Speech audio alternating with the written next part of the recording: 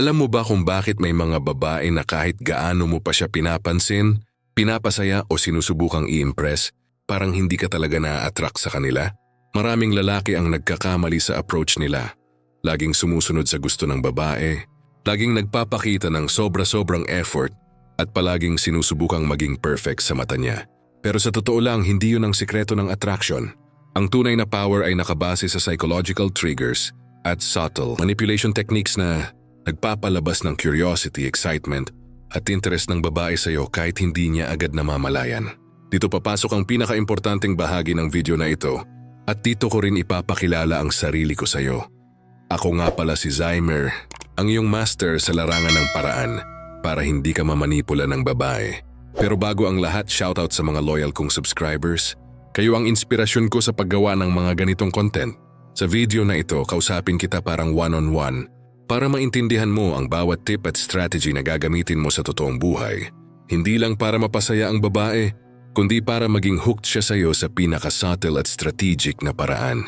Matutunan mo dito kung paano gamitin ang manipulation technique na legal at ethical, paano i-trigger ang emotions niya sa tamang timing, paano maging prize sa kanyang mata, paano iset ang ultimatum na nagpapakita ng ultimate value mo bilang lalaki.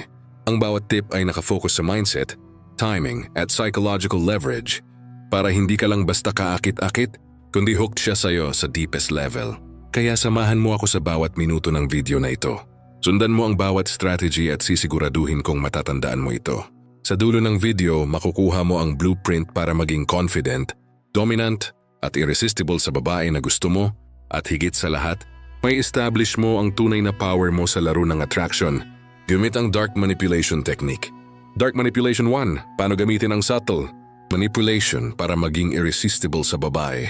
Alam mo ba kung bakit maraming lalaki kahit gaano pa ka-effort sa babae? Parang hindi siya na-attract? Madalas nagkakamali sila sa approach. Laging sumusunod sa gusto ng babae. Sobra ang sweet gestures at palaging nagpapakita ng effort na sobra sa normal. Ang resulta, nawawala ang curiosity at excitement ng babae. At nagiging predictable ka. Ang sikreto ay hindi nakabase sa kagwapuhan o sa dami ng effort mo, kundi sa subtle manipulation techniques na nagpapakita ng confidence, boundaries at value mo sa mata niya. Unang-una, mahalaga na sirain ang rigid standards ng babae sa subtle na paraan. Hindi ibig sabihin nito na magiging disrespectful ka o manipulative sa masamang paraan. Ang ibig sabihin ay ipakita mo na may sariling boundaries ka at hindi mo basta-basta sinusunod lahat ng gusto niya. Halimbawa, kung may expectation siya na palaging gagawin mo ang gusto niya, pwede mong tactfully i-reject ang maliit na bagay sa confident at calm na paraan. Hindi mo kailangan magpaliwanag ng sobra. Ang simpleng action mo, mismo ang nagiging trigger kapag nakita niya na may sariling principles ka at hindi ka madaling maapektuhan ng mood o drama niya, unti-unti niyang nire-redefine ang dating rigid na standards niya para mas ma-appreciate ka. Pangalawa, may soft spot ang bawat babae and pwede mo itong i-activate. Ang soft spot ay yung natural na naa-attract sa lalaking may confidence at subtle dominance. Kapag nakikita niya na may sariling principles ka at priorities, hindi ka dependent sa validation niya, unti-unti siyang na-hook sa presence mo. Ang bawat subtle na challenge mo sa expectations niya ay nagiging psychological pull, exciting at curiosity triggering para sa kanya. Ang dating rigid na filter niya ay unti-unting nasisira habang nagiging source ka ng novelty at intrigue sa buhay niya. Pangatlo, mahalaga rin na ipakita ang sariling value mo habang sinusubok ang boundaries niya. Maraming lalaki ang nagkakamali dahil gusto nilang i-adjust ang sarili nila sa bawat gusto ng babae. Kung consistent ka sa principles mo, confident sa decisions mo, at may sariling life priorities, nagkakaroon ng psychological effect na siya ang nag-a-adjust sa'yo. Yung subtle manipulation na ito ay hindi nakabase sa pang-iintriga lang, kundi sa strategic psychological leverage para bawat interaction niya sa'yo ay exciting, unpredictable at memorable. Sa madaling salita, ang strategy na ito ay tungkol sa art ng subtle manipulation, sirain ang standards niya sa tamang paraan, i-activate ang soft spot niya, at ipakita ang value mo nang hindi ka needy o predictable. Kapag na-master mo ito, hindi lang siya na-attract sa'yo. Hooked siya, curious, at interesado sa bawat galaw mo. At iyon ang tunay na power mo sa laro ng attraction. Dark Manipulation 2. Paano i-trigger ang emotions niya para lalo siyang ma-attract? Pagkatapos mong ma-establish ang subtle manipulation sa kanya, ang susunod na hakbang ay ang pag-manipulate ng emotions niya sa strategic na paraan. Maraming lalaki ang nagkakamali kasi puro logic or action lang ang ginagamit. Tila nagpapakita ng effort, nagpapasaya o sinusunod ang gusto ng babae. Ang problema, hindi ito sapat para makuha ang deep interest at curiosity niya. Ang babae ay natural na na-attract sa lalaking marunong mag-handle ng kanyang emotions sa tamang timing at sa paraan na hindi obvious na may manipulation. Una, mahalaga ang paggamit ng emotional contrast. Ang babae ay na-attract sa lalaking unpredictable pero consistent sa core values niya. Halimbawa, sa isang moment, pwede mong ipakita ang pagiging attentive at caring sa subtle na paraan. At sa susunod na interaction, pwede mong ipakita na may sariling priorities ka at hindi laging available. Ang contrast na ito ay nagbi-break ng monotony at nagtitrigger ng dopamine sa utak niya. Habang nasisira mo ang expectations niya sa subtle na paraan, nagiging emotional roller coaster siya na hindi niya kayang i-ignore. Dito lumalabas ang psychological pull. Hindi ka lang kaakit-akit, kundi exciting at intriguing sa mata niya. Pangalawa, subtle teasing at mystery ang susi sa emotional attachment. Ang babae ay natural na curious sa lalaking hindi agad nakukuha, sa lalaking may sariling rules, at sa lalaking may depth sa personality. Kapag nagbigay ka ng slight teasing, playful banter o maliit na challenge sa kanya, na-trigger mo ang kanyang competitive at curious side. Hindi ito tungkol sa pangiintriga sa masamang paraan, kundi sa pag-create ng emotional engagement. Habang nagiging curious siya, unti-unti niyang nire-redefine ang dating rigid na standards niya at nagiging proactive para makuha ang attention mo. Pangatlo, mahalaga rin ang timing at consistency. Ang emotional triggers ay hindi pwedeng laging ginagamit. Kailangan may tamang rhythm para hindi maging predictable o pushy. Kapag consistent ka sa core principles, mo habang nag-i-introduce ng emotional highs and lows, nagiging secure siya sa presence mo, pero habang curious din sa bawat galaw mo. Ang subtle combination ng challenge, emotional pull, at value projection ay nagiging addictive sa kanya at unti-unti niyang nai-associate ang positive emotional states niya sa interactions niyo. Sa madaling sabi, ang strategy na ito ay tungkol sa pag-play sa emotional dynamics. Hindi ka lang basta nagpapakita ng attention, kundi marunong kang mag-create ng curiosity, excitement, at subtle tension sa tamang timing. Kapag na-master mo ito, hooked siya sa presence mo, interesado sa bawat galaw mo, at nagsisimulang i-prioritize ka sa subconscious niya. Sa ganitong paraan, nagiging malinaw sa kanya na ikaw ang lalaking may control sa interaction at ikaw ang lalaking may value na hindi basta-basta makukuha. Dark Manipulation 3. Paano maging prize sa mata niya at i-play ang laro ng attraction? Pagkatapos mong ma-establish ang subtle manipulation at matrigger ang emotions niya, ang susunod na step ay ang ipakita na ikaw ang prize sa connection ninyo. Maraming lalaki ang nagkakamali sa attraction game dahil palaging sila ang naghahanap ng attention o validation mula sa babae. Laging sila ang nagbibigay effort, sumusunod sa bawat gusto, o nagpapakita ng sobra-sobrang interes.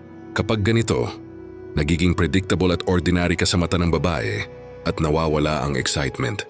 Ang babae ay natural na naa-attract sa lalaki na may value, may confidence at hindi basta-basta nakukuha. Dito nagkakaroon ng psychological reversal. Ang babae, na dating rigid sa standards niya, ngayon siya ang nag-a-adjust sa iyo. Una, mahalaga na ipakita ang sariling boundaries at independence. Ang pagiging prize ay hindi tungkol sa pagiging manipulative o walang pakialam. Ito ay tungkol sa pagpapakita ng sariling priorities at principles. Kapag nakikita niya na may sariling life ka, may goals, at hindi laging available sa bawat whim niya, nagkakaroon ng scarcity effect. Ang scarcity effect ay nagtitrigger ng curiosity at desire. Hindi siya nagmamadaling mag-commit sa iba dahil alam niya na hindi ka basta-basta makukuha. Ang subtle confidence na ito ang nagiging foundation ng attraction mo. Pangalawa, gamitin ang strategic mystery at selective engagement.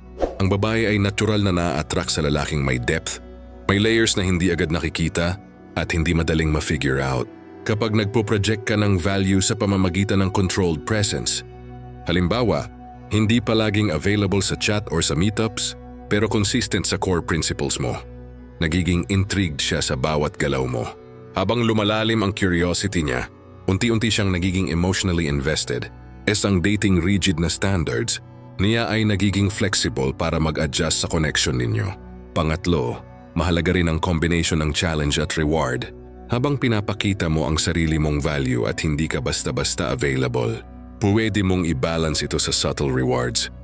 Attention, acknowledgement, o maliit na gestures na nagpapakita na interesado ka sa kanya. Ganitong rhythm ay nagkikreate ng emotional engagement at sa psychological perspective, nagiging addictive ang presence mo.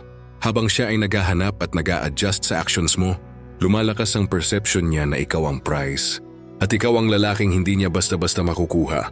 Sa madaling salita, ang strategy na ito ay tungkol sa pag-play sa psychological leverage ng scarcity, mystery, at emotional reward. Hindi ka lang basta kaakit-akit, kundi ikaw ang lalaking may value na hindi basta-basta nakukuha. At ang babae ang nag-a-adjust para makuha ang attention mo. Kapag na-master mo ito, hooked siya sa presence mo, curious sa bawat galaw mo, at nagsisimulang i-prioritize ka sa buhay niya. Dark Manipulation 4. Paano iset ang ultimatum at ipakita ang boundaries mo? Pagkatapos mong ma-establish ang subtle manipulation, matrigger ang emotions niya, at maipakita ang value mo. Ang pinaka-decisive na hakbang ay ang pag-set ng ultimatum at pagpapakita ng boundaries. Maraming lalaki ang natutuksong laging mag-adjust sa mood, gusto o expectations ng babae. Palaging sila ang nag-a-adjust, lagi silang available, at laging sinusunod ang bawat request. Ang problema, sa ganitong paraan, nagiging predictable at ordinary ka sa mata ng babae. Kapag naipakita mo ang ultimatum sa tamang paraan, nagkakaroon ka ng ultimate psychological leverage. Ang babae ang nag-a-adjust sa iyo, hindi ikaw sa kanya. Unang hakbang, ipakita ang consistency sa sarili at boundaries. Ang ultimatum ay hindi tungkol sa threats or agresibong control, kundi sa malinaw na pagpapakita ng sariling principles. Halimbawa, kung may gusto siyang i-push na hindi align sa values mo, pwede mong calm at confident na ipakita ang stance mo. Walang drama, walang pangangati, simpleng pagpapakita lang na may limitasyon ka. Kapag nakita niya na hindi ka basta-basta maaapektuhan ng kahit ano, nagkakaroon siya ng subconscious respect sa iyo. Dito nagkakabalance ang power dynamic. Hindi ka lang attractive, kundi dominant sa perception niya. Pangalawa, gamitin ang strategic absence at scarcity. Ang babae ay natural na naa-attract sa lalaking may value at hindi laging accessible. Kapag ipinakita mo na may sariling priorities ka at hindi palaging available para sa whims niya, nagkakaroon ng psychological pull. Siya ang nagiging proactive para makuha ang attention mo habang ikaw ay steady sa principles mo. Ang ultimatum na ito ay subtle pero powerful. Hindi mo hinahayaan na ikaw ang laging naghahanap o nag-a-adjust. Sa halip siya ang nagiging responsive sa presence mo. Pangatlo, mahalaga rin ang emotional calibration. Habang nagpapakita ka ng boundaries, kailangan pa rin mong i-balance ito sa subtle rewards at acknowledgement. Halimbawa, pwede mong ipakita ang attention or appreciation sa tamang timing habang consistent sa limitasyon mo. Ang ganitong rhythm ay nagke-create ng emotional tension at attachment. Hindi siya nababato, kundi hooked, curious at emotionally invested. Ang ultimatum na ito ay nagiging climax ng buong manipulation. Strategy. Ikaw ang prize, ikaw ang dominant. Siya ang nag-a-adjust sa laro. Sa madaling sabi, ang strategy na ito ay tungkol sa pagsasama ng boundaries, scarcity, at emotional leverage. Kapag na-master mo ito, hooked siya sa presence mo, curious sa bawat galaw mo, at nagiging proactive sa pag-engage sa'yo. Hindi ka lang basta kaakit-akit, kundi ikaw ang lalaking may value na hindi basta-basta makukuha at malinaw na dominant sa dynamics ng connection. Dito mo talaga nakukuha ang upper hand sa laro ng attraction at sa psychological perspective. Mas lalo siyang na-hook sa'yo sa pinakamalalim na level. So ayun, pinakita natin sa'yo kung paano gamitin ang subtle manipulation, paano i-trigger ang emotions niya, paano maging prize sa kanyang mata, at paano iset ang ultimatum para ipakita ang boundaries mo. Kung na-apply mo ang mga steps na ito sa totoong buhay, hindi lang siya magiging interesado sa'yo, magiging hooked siya, curious at proactive para makuha ang attention mo. Ang lahat ng strategies na ito ay hindi tungkol sa pang-iintriga sa masamang paraan, kundi sa pag-intindi ng psychology ng babae, sa tamang timing, at sa pagpapakita ng tunay na value mo bilang lalaki. Ngayon, kung gusto mo talagang ma-master ang laro ng attraction, i-apply mo agad ang mga techniques na ito. Huwag kalimutan i-like ang video na ito kung nakatulong sa'yo and mag-subscribe sa Cerebral Hacks para sa mas marami pang psychological tricks at strategies na makakatulong sa'yo sa relasyon at dating. I-comment mo rin kung alin sa techniques na ito ang pinaka-effective sa'yo para makita natin kung alin ang pinaka-powerful sa mga followers natin. Tandaan sa laro ng attraction, ang mindset, boundaries at strategy ang tunay na power mo. Gamitin mo ito ng maayos at mapapansin mo kung gaano kabilis mag-shift ang dynamics sa connection mo sa babae na gusto mo.